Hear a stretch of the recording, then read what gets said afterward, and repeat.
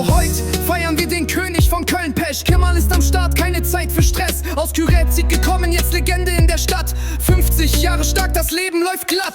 Kickbox-Champion, schwarzer Gürtel am Start. Disziplin im Blut, immer fit, immer hart. Doch im Herzen bleibt er sanft, Familie an erster Stelle.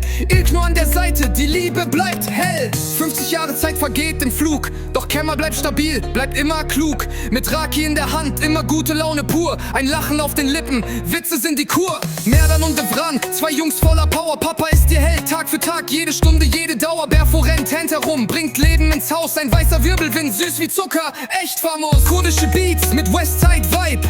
Musik im Herz, bleibt immer live. Von Kürätzig nach Köln, Geschichte gemacht. Kemal bleibt Boss, hat's einfach gepackt.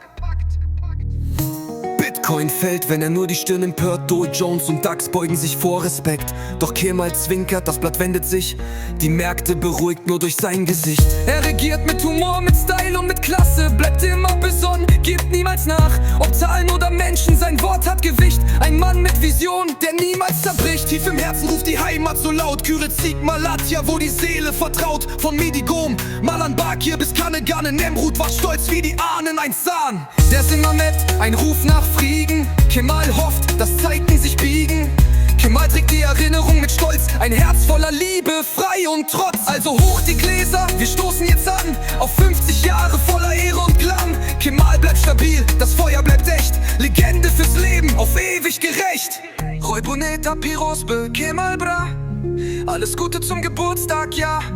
Happy Birthday to you, das feiern wir. Auf weitere 50, bleib stark wie hier.